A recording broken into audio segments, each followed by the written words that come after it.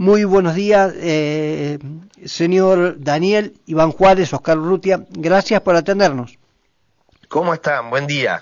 Peleando, luchando y viendo si la parte política puede tener esa fuerza que pareciera ser que la sociedad hoy no tiene. Esperanzados.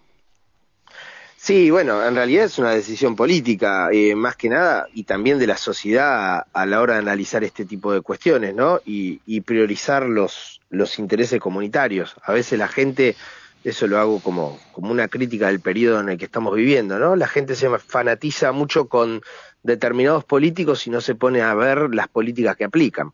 Entonces nos terminamos peleando entre nosotros por cuestiones que son más que parecen faranduleras o de equipo de fútbol, de defender todo de alguien y criticar todo del otro, como si no hubiera punto intermedio de las cosas.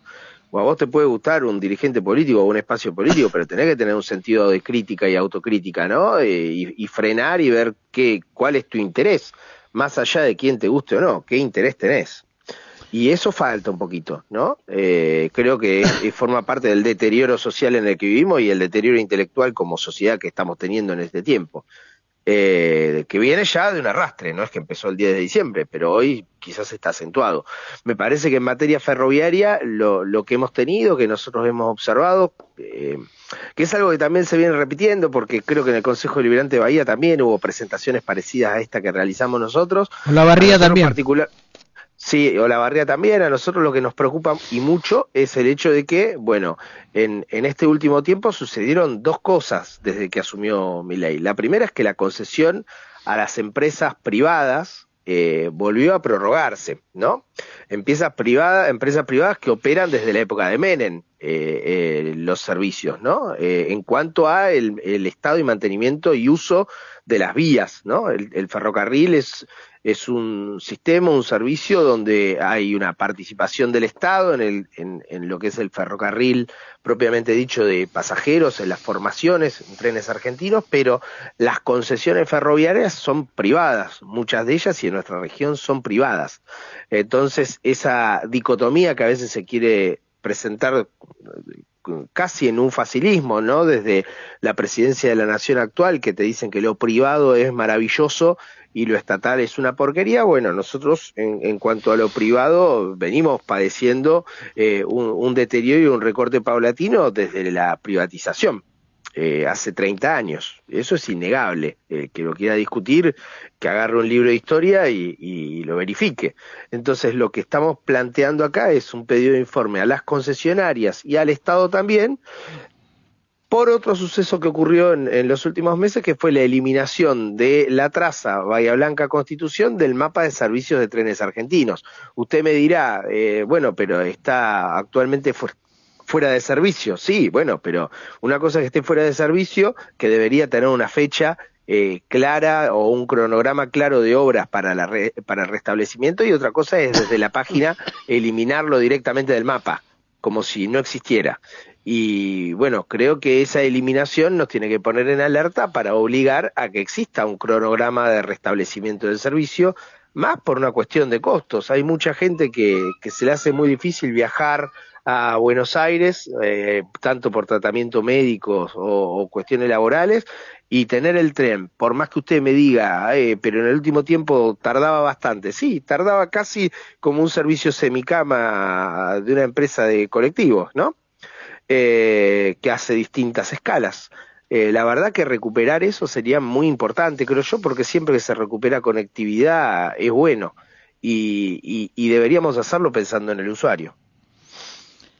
Si no tenemos políticas de Estado, ley de transporte y ley de logística, esto es barajar y dar de nuevo. Creo que en Argentina necesitamos decir, bueno, muchachos, hasta acá llegamos. Si está todo mal, empecemos a hacer de ahora en más las cosas bien por Argentina. Absolutamente de acuerdo, absolutamente de acuerdo. Y creo que lo vimos también en el último tiempo en las discusiones como el tema del GNL, por ejemplo, en nuestra región, ¿no?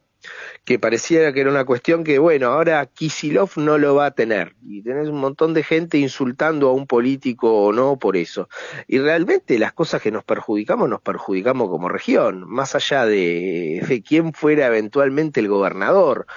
La misma discusión pasa con la coparticipación, ¿no? Cuando vos después te encontrás diputados electos por la provincia de Buenos Aires que votan a favor de reclamos de coparticipación de la ciudad de Buenos Aires, que son a costa de negarnos a nosotros punto de coparticipación como provincia de Buenos Aires, que somos los que más aportamos a la riqueza nacional, pero por decisiones políticas, por partidos políticos o para perjudicar o no a un dirigente, nos vemos recortados nosotros como ciudadanos en los ingresos que nos corresponden como parte de un territorio federal.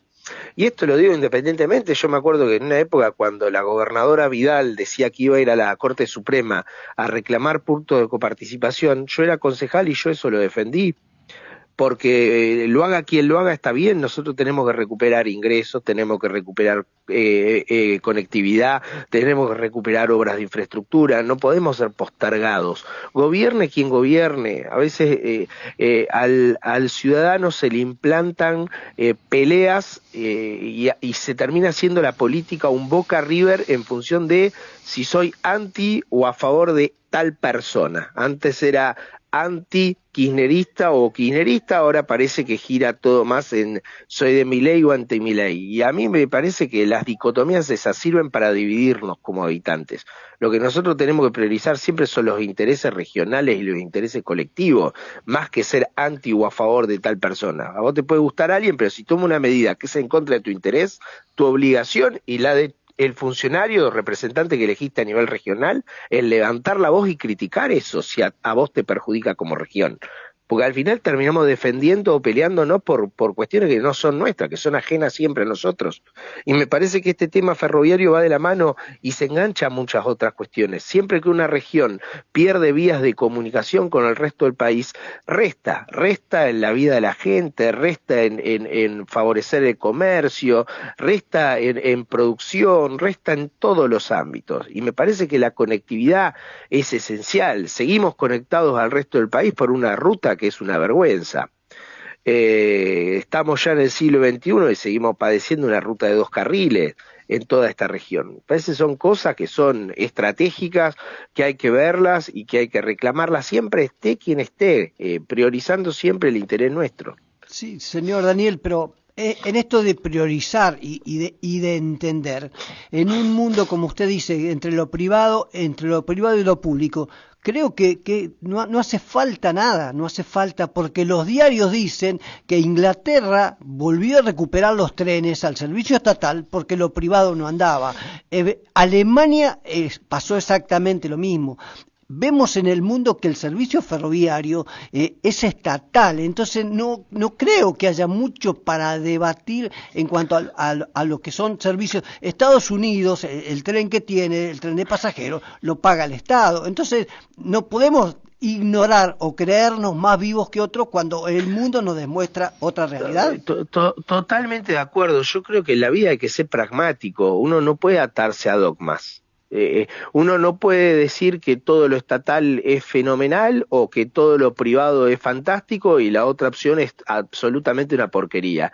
No, uno tiene que ser pragmático y ver los puntos de equilibrio de las situaciones, ser inteligente en eso, tener política de Estado y considerar que hay sectores de la economía donde el Estado prioriza el interés colectivo y puede ser beneficioso, y hay sectores donde el privado se desempeña mejor, y hacerlo con una agenda inteligente, no atarse a destruir absolutamente todo en el camino, porque hoy acá pareciera que la discusión es cómo destruimos más las cosas, y ahí está el punto medio que vos marcás, y en todos los ámbitos se da. Vos citabas recién el caso de Estados Unidos, y yo acá veo que el presidente Milei se deshace en elogios a Donald Trump, y Donald Trump es lo más fenomenal del mundo, pero lo primero que hizo Donald Trump cuando llegó al gobierno fue establecer barreras arancelarias para proteger su producción manufacturera, todo lo contrario a lo que está haciendo Milei. Entonces, si un presidente de la región hiciera lo mismo, probablemente Milei dijera que es comunista por ese tipo de política. Entonces, falta un poquito de altura y de información al debate. Bienvenido que estos temas ustedes los instalen en la agenda pública, porque la verdad que uno podría presentar un proyecto y si no es por ustedes no sale a la luz, y habría gente hoy que no se está enterando del trabajo que estamos realizando, y creo que esas son las políticas de Estado que uno tiene que defender, ¿no? Y como bien vos decís, me parece que uno tiene que tener una mirada estratégica de la vida en sociedad. Hay sectores donde el Estado se va a desempeñar mejor que el privado, y hay sectores que tienen que quedar al albedrío del sector privado con un equilibrio estatal por encima, ¿no? Y no es pecado hacerlo, lo hacen la mayoría de los países desarrollados, que nos gustaría a todos quizás tener como base económica en una sociedad como la nuestra, que la está pasando tan mal en este momento. Público o privado. Que el Estado controle y el privado pueda desarrollar el servicio. Control, con control. Pero vos fijate lo que pasó en materia ferroviaria, ¿no? Las concesiones fueron dadas a privados que hicieron, recortaron totalmente lo que era el mapa de la Argentina. De hecho, cuando fue el accidente del ferrocarril Sarmiento, las formaciones estaban a manos del privado. Cuando fue la tragedia de Once, el privado era el que tenía las formaciones y las vías. También. Luego vino la intervención estatal, y la inversión estatal mejoró considerablemente el servicio en un montón de lados. Porque de hecho, fallan los controles. Pero fallan los controles, que muchas veces fallan los controles por complicidad a esos privados. Bueno, ¿no? bueno. Sí, si queremos tener un buen servicio, necesitamos que las cosas anden como corresponde. Después vemos cómo lo hacemos. Pero el control de calidad tiene que estar por sobre todas las cosas. Los frenos no andaban, bueno. Somos ferroviarios, conocemos bien el tema. En materia, estamos hablando de ferrocarril, podemos hablar del transporte de pasajeros en colectivo, ¿sí? ¿No? Fíjate una decisión que se tomó hace muy poco tiempo, la tomó el ministro Sturzenegger, en aras de la desregularización del Estado, eliminó un requisito que se había puesto en el año 2022, que era que las empresas de colectivo de transporte de pasajeros nacionales tenían la obligación de tener un seguro específico para casos de accidente que pudiera sufrir un pasajero, ¿no? Para cubrir específicamente el accidente. Más allá de los seguros que tenía como automotor, se le había dispuesto en el año 2022 que las empresas de transporte de pasajeros, tanto de traza como las turísticas, tuvieran que tener un seguro específico para asegurar al pasajero, ¿no? Ese requisito empezó a regir en el 2022, se eliminó hace poco más de un mes por parte del gobierno nacional, porque decían que era una carga para las empresas, que aumentaba los costos. Eso se eliminó hace un mes. ¿Ustedes se enteraron que las empresas bajen el costo del boleto?